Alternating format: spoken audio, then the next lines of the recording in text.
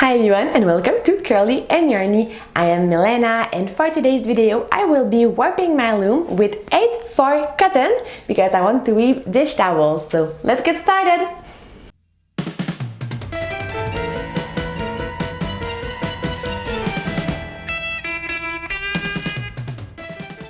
If you're new on my channel, I wish to give you a big and warm welcome. On this channel, I do everything related to weaving, and today we will be weaving on a rigid Heddle loom.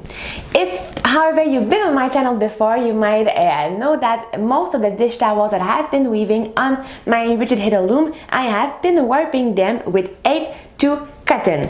So today it is new for me. Today I will be warping my loom with 8/4 cotton. So you might be wondering what is the difference between 8/4 cotton and 8/2 cotton? Well, it's simply the size. So 8/4 cotton is a little bit thicker than 8/2 cotton. So I very rarely weave with 8/4 cotton. The reason for this is that I have multiple looms and I feel like 8/2 cotton is more suitable for all of my looms, and often when I go to the store I don't necessarily have a project in mind when I buy the yarn. I just buy yarn that I find nice. So I buy all the yarn that I find that have nice colors, that work well together, and I know that one day in the future I will find a project to weave out of them. So I want to have the flexibility to be able to use this yarn to weave it with my original loom or with one of my multi-shaft loom. So for this reason I've always been more attracted to buying 8/2 cotton, and I've always kind of avoided 8/4 cotton. I had a bit in my stash before, but I very rarely used it. So but recently I have been meaning to try yarns from Hobbii, and I've already did a project with one of their cake yarn, and today I want to try it again. And since that they don't make their cotton yarn into the size of 8/2, they only make them in 8/4. Well, it was a good opportunity for me to just jump in and try weaving dish towels with this yarn. Also, when it comes down to a dish towel, I feel like it often comes down to personal preferences. So I know that I like my towel thins, so for me 8/2 cotton is great for that. But today I am open to new opportunities. Today I am open to trying 8/4 cotton and trying thicker towels as well. So when I bought yarn from Hobbii last time, I bought 2 big cones, so they are pretty massive. So those are the 2 yarns that I'm going to use today for my dish towels. So I have one that is kind of a light gray. I don't remember the name. I'm going to write it down right here.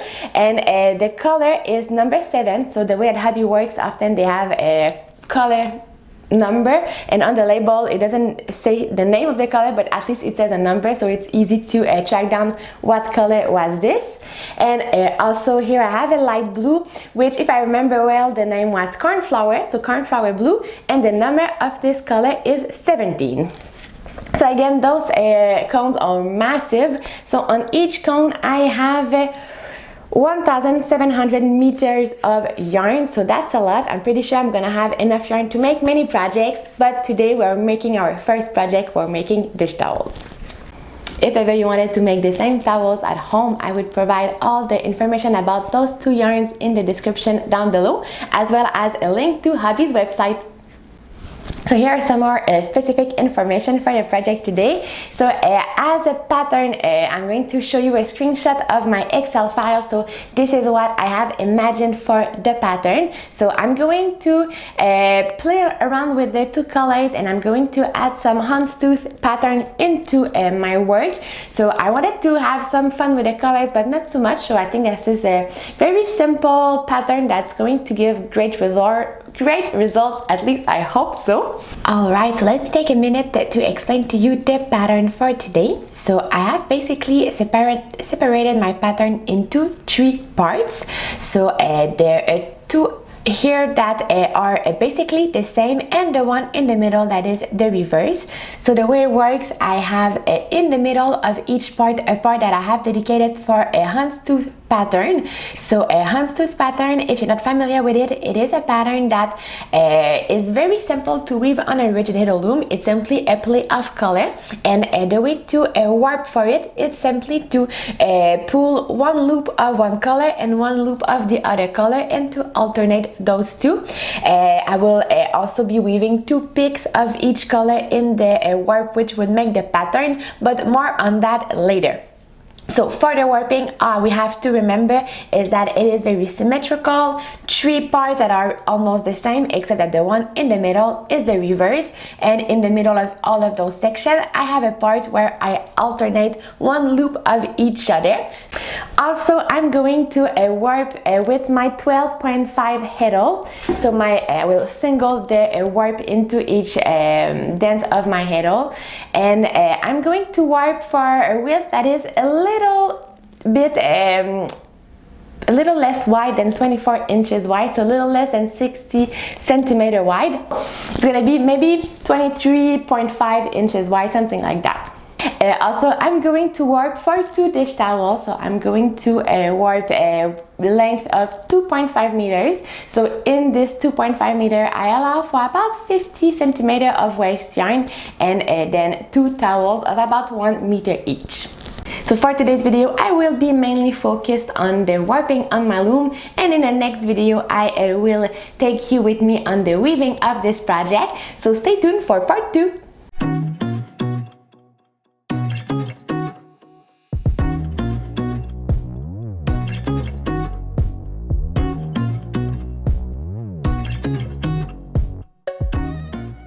And the warping has officially started. So first of all, what I'm doing, I am going to pull 16 loop of this gray color. So 16 solid loop, and then I will start the pattern for the houndstooth. So I will be right back with you when it's done. It's this time.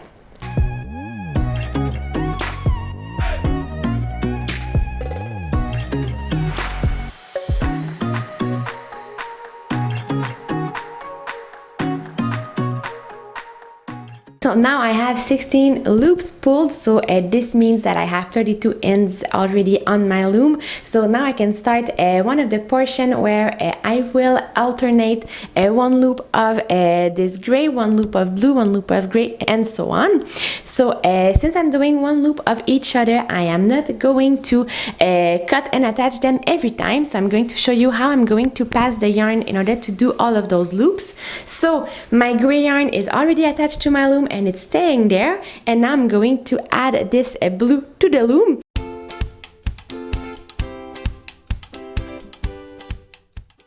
Alright, so let's look at this. Here is where I stopped with the gray, so it is still hanging here. And now what I want to do, I want to pull 1 loop of the blue. It's already attached, so all I have to do is very simple, is simply go through the next slot on my Heddle, which is here, and then pull a slot. Now I want to continue with 1 loop of the gray, so I simply go here where I have left it and take it, as simple as that. And then I pull.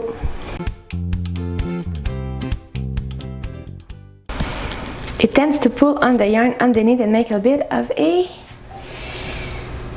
twist. So now I have 1 blue, 1 gray. The next one I want to have is blue, so I need to grab it. I really just need to make sure that it goes around the back apron, because otherwise my warping would have a mistake in it. So I make sure it goes around it, and then I pull it.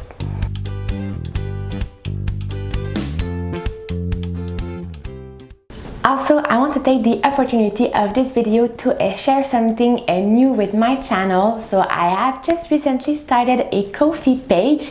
Maybe some of you might know it already. If not, it is similar to a Patreon page. So it is a way it is a page that has been created in order to help support content creators and help connect content creators with people who would like to support them.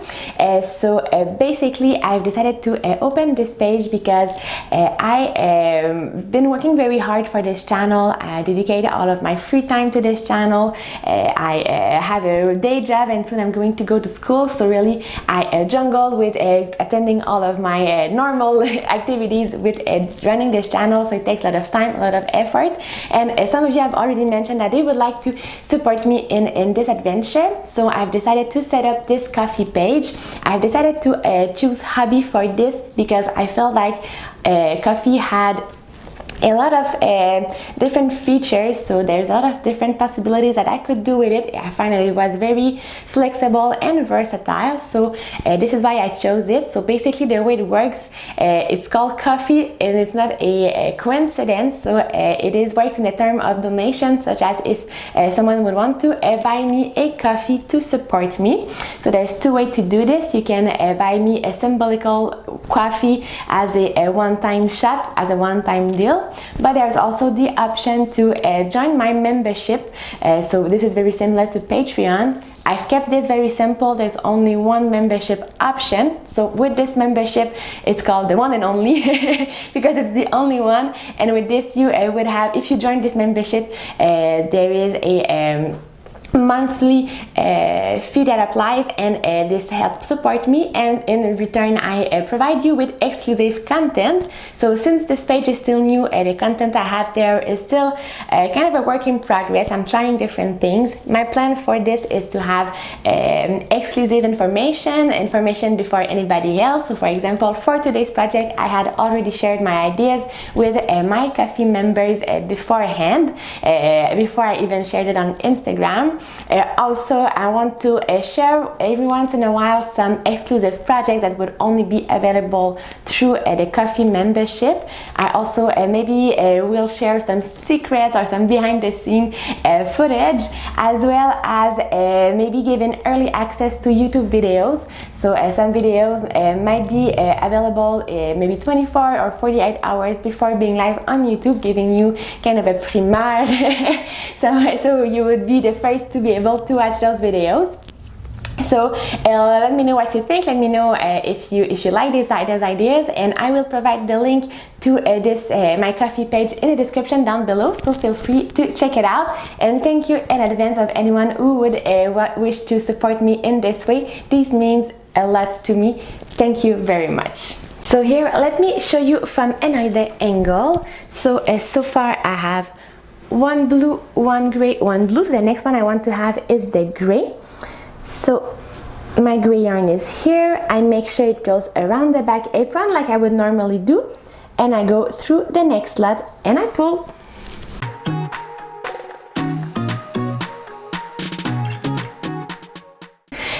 So I want to keep doing that so that this part would have 17 loop. I like to count it as the blue is like the new yarn I've added in it. I like to simply count how many blue loops I have pulled.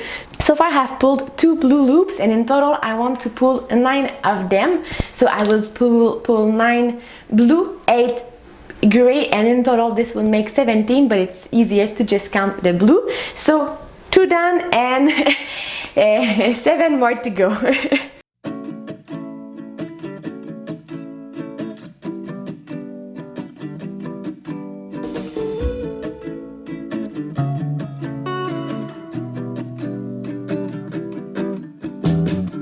Okay, so I solved my problems of tangled threads. I've just put my 2 cones apart, much more than what they were, and now when I pull on one of the threads, they don't tangle so much anymore. Let's see this.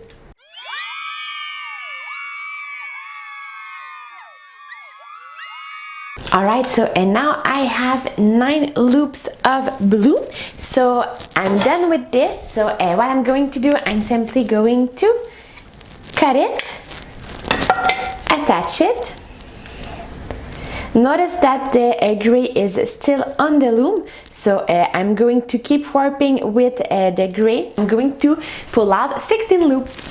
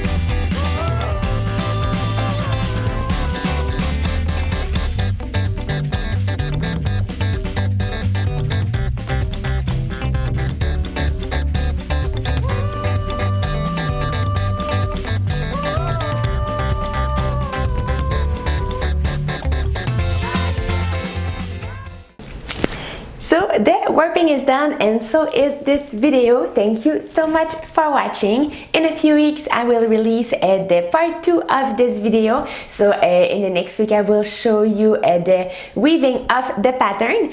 In the meantime, I will still provide a link to my website where I will provide all the details of the warping pattern I did. Then a second link would come up with the second video with the weaving details of the project. So if you like this video, please give it a big thumbs up, and I will be eager to see you next time in the next video. See you!